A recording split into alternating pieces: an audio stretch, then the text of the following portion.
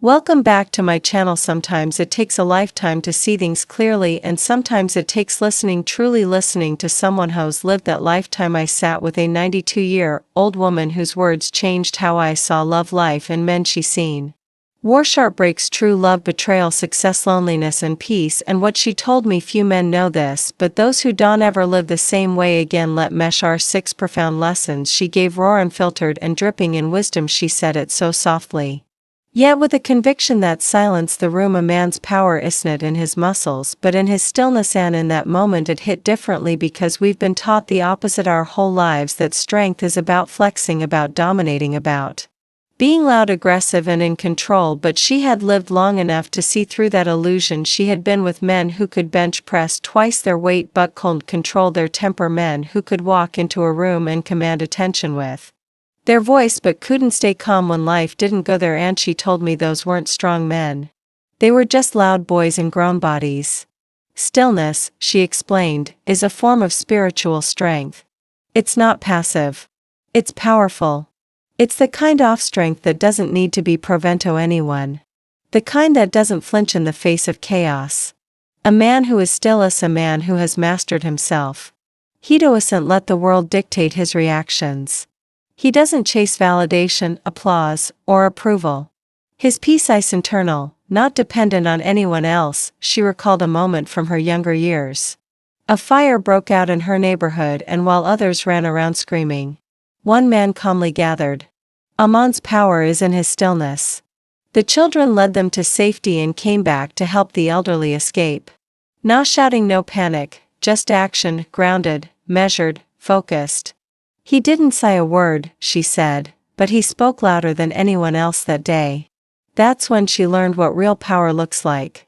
Most men believe that women want the alpha who speaks the loudest or takes up the most space.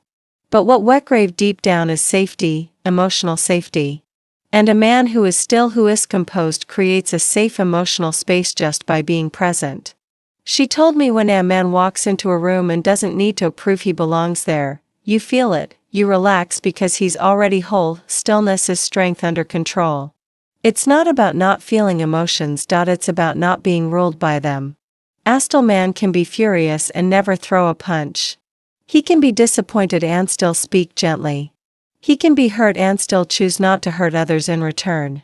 That level of control. That's the kind of power that's rare but unforgettable. So many men are chasing dominance, but very few are cultivating stillness. And yet it's the quiet man who understands his energy, who doesn't let external chaos disturb his internal peace, who stands out in a world addicted to noise. That man, he leaves a mark not by raising his voice but by mastering his presence. And that's what she meant when she said a man's power is not in his muscles but in his stillness, because the loudest man in the room isn't the strongest, the calmest one. If a man knows how to listen, he will know a woman's soul.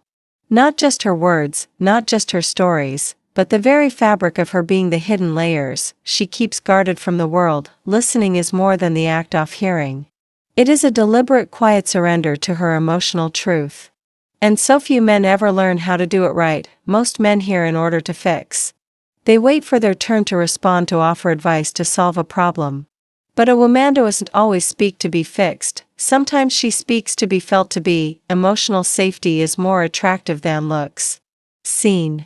She wants to know that someone is holding space for her without rushing, without judgment, and without needing to insert their ego into the conversation. When a man learns to listen, not just with his ears, but with his presence, something magical happens. Walls fall, defenses soften, and suddenly she's not performing or protecting herself. She's just being true. Listening is a form of intimacy. It requires patience, emotional attunement, and a desire to understand, not control. A woman opens up in layers. Not all at once. She needs to feel safe, not just physically, but emotionally, to reveal who she really is. Then the man who can sit in silence, who can absorb the pauses, the sighs, the unspoken pain behind her voice, he becomes the man she trusts with her vulnerability. There's areas some women often remember the one man who truly listened to them. It's because that kind of attention is rare. She might have been praised for her looks, complimented for her smile, pursued for her body, but when someone listens, To her really listen, she feels loved for her essence, and once a woman feels that kind-of connection, it rewires how she sees Atman. He is no longer just someone she knows. He becomes someone she feels deeply. And what happens when a woman feels deeply seen and heard? She blooms, she gives more. She trusts more. Her energy shifts. Her love deepens. She no longer operates from self-protection. She offers herself from a place of wholeness because the man she's speaking to has done something rare, has made her feel safe in her own truth. Listening is not a passive act. It's active emotional labor. It means you're not on your phone. You're not waiting for your turn to speak. You're in tune with her energy. Not just her words. It means you notice when her tone changes, when her eyes dart away. When her voice cracks, even if she's pretending everything is fine. That level of listening, it's sacred. It tells her, I'm here. You matter. Your soul is safe with me. So yes, if a man knows how to if a man knows how to listen, he will know a woman's soul. And once he does, he'll hold a place in her heart that no one else can ever touch. Love is not always grand. It doesn't always show up with roses, candle-lit dinners, or sweeping declarations in front of a crowd. More often than not, love proves itself quietly in the small, mundane, almost forgettable moments. And that's where most people miss it, because society has taught us to look for sparks, for chemistry that explodes, for butterflies that never stop fluttering. But real love, it often lives in the ordinary. A 92-year-old woman once said, "Love is proven in the small, boring things." At first, that might sound underwhelming, even disappointing, especially if you're used to the cinematic version of romance. But when you really think about it, she's right, because when life settles into routine, when the highs fade and the newness wears off, it's not the big gestures that sustain the relationship. It's the consistency in the small things. It's the man who notices that you're tired and makes you tea without being asked. It's him remembering how you like your eggs or what side of the bed you prefer. It's him reaching for your hand while walking through a crowd, not to show off but to keep you close. It's the text that says got home safe, or the blanket pulls over you when you fall asleep in the couch. These things may seem trivial, but they aren't, because in those moments what he's really saying is, I see you. I care. I'm thinking of you even when you're not looking. Real love isn't a performance. It's not always exciting or passionate. Sometimes it's boring. Sometimes it looks like brushing your teeth side by side in silence, or grocery shopping together on a lazy Sunday. It's the willingness to do life together. Even the dull parts, the moments that don't get Instagrammed or talked about in love songs. And yet there are the moments that build a foundation. Anyone can say, I love you. But it's the follow-through that matters. When words turn into actions, when promises become habits, that's when love becomes real or man-made. Not write poetry or serenade you. But if he shows up every day in small ways, with love is proven in the small boring things, patience, respect, and effort. That's love. Because it's easy to show up on special occasions. It's harder to show up every day when no one's watching. Love in the small things is sustainable. It's the kind of love that survives arguments, tired days, and silent nights. It doesn't burn fast and die out. It simmers steadily, keeping you warm over time. That's the kind of love that lasts. The kind that grows old with you. So if you're waiting for love to sweep you off your feet, don't overlook the man who folds the laundry, who listens when you ramble, who chooses you in 1,000 little ways that may not look like the movies, but it might just be the truest kind of love there is. Don't marry the most beautiful woman. Marry the one who laughs with you at 3:00 a.m. because when it's 3 a.m. and the world is quiet, your guard is down, your heart is honest, and all the performance fades. What remains is who you really are and who she really is. That's when you find out if you're just living together or if your souls are actually connected. Physical beauty is captivating.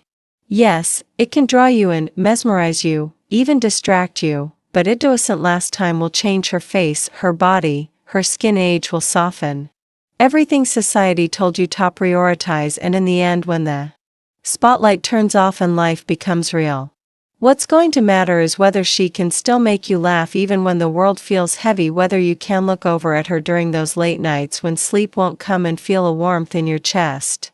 Not because of how she looks but because of how she makes you feel. The woman who laughs with you at 3 a.m. isn't just fun. She's safe. She's present. She's the one who finds joy with you.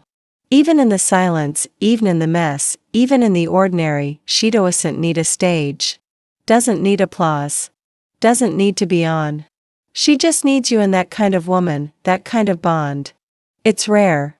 Marry the woman who finds humor in the hard times, the one who can joke in the middle of chaos, who can pull you back from overthinking with a simple smirk or an unexpected giggle. Because life will get hard. Careers will fail. People will hurt you. Stress will find its way into your home, and in those moments beauty won't fix anything but connection will, humor will, friendship will. So many men marry the woman everyone else admires only to discover later that admiration doesn't translate to emotional intimacy. The world praised her, but could she sit with him in silence? Could she hold space for his fears? Could she laugh when things went wrong, not to dismiss them but to remind him they'd be okay? That's the kind of woman who laughs. The kind who marry the woman who laughs with you at 3 a.m. walks with you through decades. Not just dates. The 3:00 a.m. kind of love is what carries you through the middle years. The uncertain seasons, the growing pains. It's what keeps the spark alive long after the honeymoon phase fades.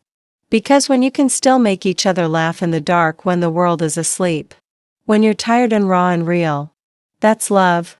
That's partnership. That's a best friend. Not just a spouse.